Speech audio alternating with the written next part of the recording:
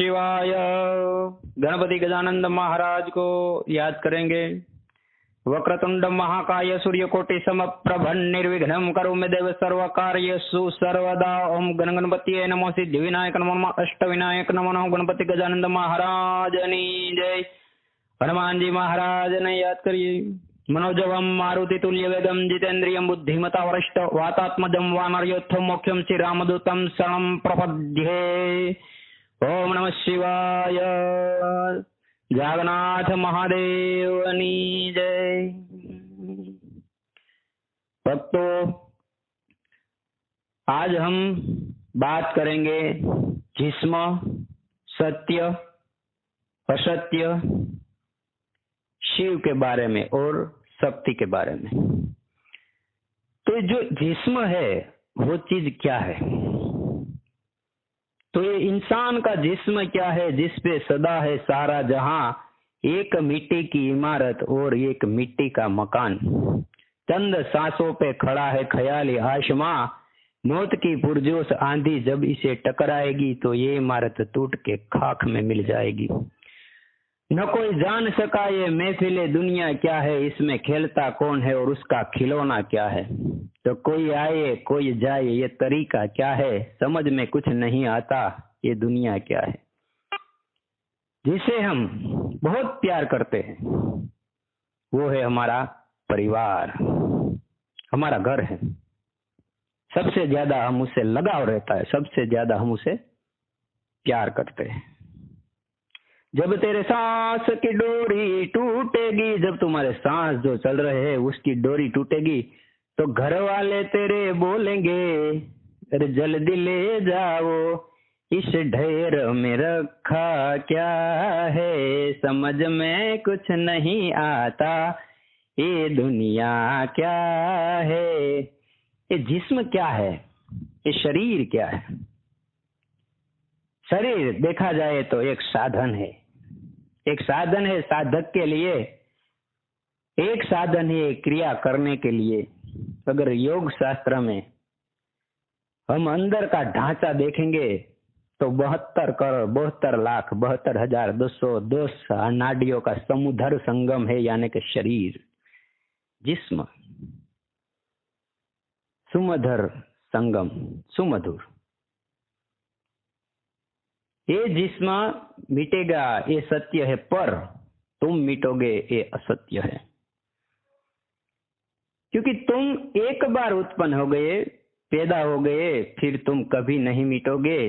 फिर तुम शरीर में रहो या शरीर में न रहो, बाहर बंधन रहो या मोक्ष में, पर तुम तो रहोगे। जैसे एक घर को खाली करके तुम दूसरे घर की शिफ्ट हो जाते हो, एक घर को खाली करके आप दूसरे घर में शिफ्ट हो जाते हो, वही आप कभी नष्ट होते ही नहीं।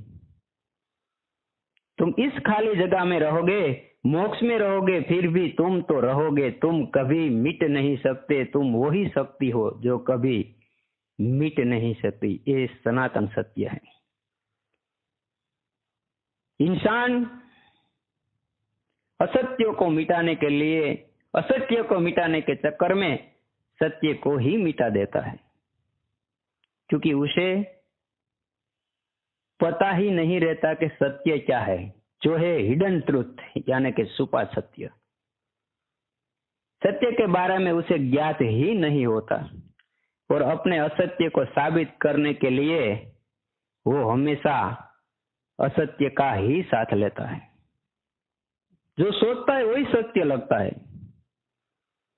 और वो सत्य को साबित करने के लिए उसे असत्य ही करना पड़ता है। खुद के अस्तित्व यानी के अस्थि परिवर्तन के लिए ये अस्थि का विसर्जन होना अति आवश्यक है। परिवर्तन ही शक्ति का दूसरा रूप है, वो भी एक सनातन सत्य है। इंसान अज्ञानता की वजह से वही करता है जो उसे सत्य लगता है। सही मायने में यही असत्य है, क्योंकि अज्ञानता दूर होगी तभी इंसान सत्य का साक्षात्कार कर पाएगा। जब तक इंसान के अंदर अज्ञानता भरी हुई है तब तक वो कभी सत्य का साक्षात्कार नहीं कर पाता।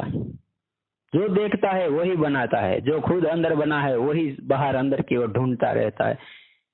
सबके अंदर परमात्मा एक ही स्वरूप में विराजमान है, फिर भी वो अलग अलग स्वरूप में दिखाई देता है। इसलिए जैसा ही तुम प्रहार करोगे वही प्रति प्रहार तुम्हारी तरफ आएगा, जैसा घात करोगे वही प्रतिघात होगा, क्योंकि दूसरे का जो शरीर है उसमें तुम भी विद्यमान हो, मगर ये एक मिरर के जैसा होता है, आईने के जैसा। जैसे कि हम आईने के सामने खड़े हो गए, जो से हम हाथ हिलाया तो मिरर के सामने जो हमारा प्रतिबिंब रहता है वो भी हिलने लगता है। जैसे आप हाथ उठाए वो भी हाथ उठाता है। उसी तरह अगर दूसरे आदमी में आप अपने आप को देखोगे तो वही हरकत आप करोगे, जो सामने वाला आप करोगे वही सामने वाला आपको देगा। आप उसको नकारात्मक ऊर्जा दोगे, वो आपको नकारात्मक ऊर्जा ही देगा, फिर किसी भी रूप में। उसका कोई रूप नहीं होता, अच्छे शब्द के या बुरे शब्द, किसी भी शब्द में। जब ये शरीर नहीं था, आप सत्य में ही थे। जब आपको शरीर मिलता है तुरंत ही आपको असत्य ने जकड़ लेता है। जैसे ही शरीर मिलता है आप असत्य को जकड़ लेते हो। आप जब निराकार होते हो, मनुष्य इंसान जब निराकार होता है, व्यक्ति जब निराकार होता है, तब उसके अंदर सत्य हमेशा विद्यमान रहता है। जब ही ये शरीर धारण करता है तब उसके अंदर असत्य प्रवेश कर ही लेता है। इस शरीर में जो नकारात्मक शक्ति होती है वो जागृत करने की जरूरत नहीं पड़ती, क्योंकि वो जन्म के साथ ही जागृत होती है। जैसे जैसे इंसान व्यक्ति बड़ा होता जाता है उसी तरह वो नकारात्मक ऊर्जा बढ़ती रहती है, और ऐसी बढ़ती है कि इंसान को अहंकार, अभिमान, नफरत, चुगली, निंदा आदि तत्वों के अंधकार में उसको धकेल देती है। वो खुद को पहचान ही नहीं पाता कि मैं कौन हूं। जरूरियात बस सकारात्मक शक्ति को जागृत करने की, और वो सकारात्मक ऊर्जा का स्रोत यही सत्य है। और वो सत्य जागृत हो गया तो खुद को खोज करने से, और खुद तू खोज में ही ध्यान में लग जाओगे। वो ही एक शक्ति का भाग है, वो ही एक सत्य है। तो ध्यान है वही शक्ति है, जो ज्ञान है वही शिव है।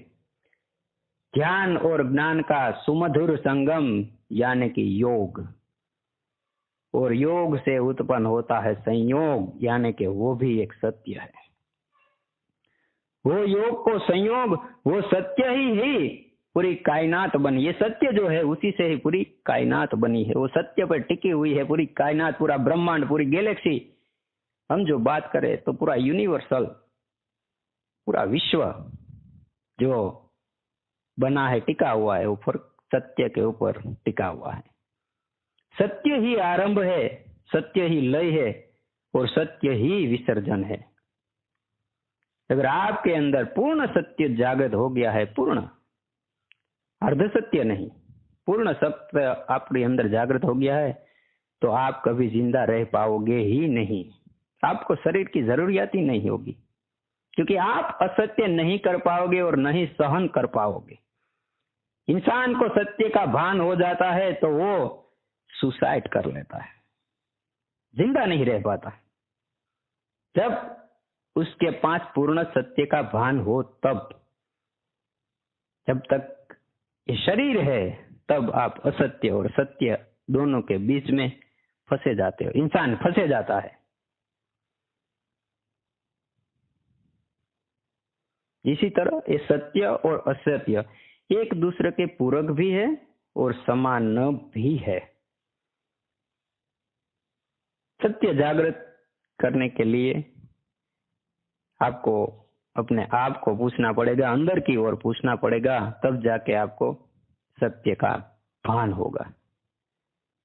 सत्य का भान होगा तब ज्ञान का भान होगा। जल से पतला है वायु, वायु से पतला है ज्ञान, और ज्ञान से भी पतला है सत्य। सूक्ष्म में भी सूक्ष्म बीज यानी कि सत्य कोई पकड़ न पाए वही चीज है सत्य। वही सत्य हर एक व्यक्ति के अंदर विद्यमान है। ऐसा सत्य है जो वेदों में भी नहीं है, पुराणों में भी नहीं है, शास्त्रों में भी नहीं है, कहीं पे भी नहीं है। वो सत्य, वो अलिखित सत्य है जो कहाँ लिखा हुआ नहीं है, वही सत्य है। जीव से शिव को मिलने में जो बाधा करता है वही असत्य है, अविद्या है वो। और जिससे शिव का मिलन हो, जिससे शिव का मिलन करवाए, जीव से शिव का मिलन करवाए, वही सत्य है, वही ज्ञान है, वही ज्ञान है। और वो ज्ञान, वो ध्यान आप कर पाओगे ध्यान से, खुद की पहचान से। वो अपने आप होता है, आपको करने की जरूरत नहीं होती है। पूरा ब्रह्मांड है वो सक्रिय है, कोई भी जगह निष्क्रिय नहीं। इसलिए तो हमें विचार आता है तुरंत चला जाता है, तुरंत आता है तुरंत चला जाता है। सैकड़ों विचार एक ही सेकंड में, एक पल में आपको आ जाता है। आप वही पकड़ पाओगे जिसमें आपको अभिरुचि है, जिसमें आपको अभिरुचि है। ध्यान चीज वही है। ध्यान को दो हिस्सों में बांटा गया है। आप करने बैठोगे जबरदस्ती से तो हो जाएगा कंसंट्रेशन। अगर आप अपने आप में कर पाओगे तो हो जाएगा मेडिटेशन। जो करता है कंसंट्रेशन उसको लगता है यह है मेडिटेशन। मेडिटेशन वो नहीं है। मेडिटेशन तो अपने आप होता है, उसको करने की जरूरत ही नहीं होती, अपने आप होता है। पूरी सृष्टि है, योग की क्रिया है, पूरी सृष्टि योग में लुकी हुई है। शिव ने जब सृष्टि की रचना की गई थी तब उसने योग के आधार से, नृत्य के आधार से पूरा कायनात की रचना की थी। शिव के साथ वही शक्ति सम्मिलित थी। जब शिव करते हैं वही तांडव होता है, जो शक्ति करती है वही रसाताल होता है। और तांडव और रसाताल का सुमधुर मिलन होता है, तब जाके कहीं भी एक नए ब्रह्मांड की रचना होती है। उसके विला कुछ होता नहीं है। कंसंट्रेशन और मेडिटेशन में बहुत ही बारीक फर्क है, बहुत ही बारीक फर्क है। ध्यान से देखोगे तो आपको तुरंत ध्यान में आ जाएगा। आप जो कुछ भी करते हो वही वो योग का ही भाग है, जो भी कुछ भी करते हो ध्यान का ही भाग है।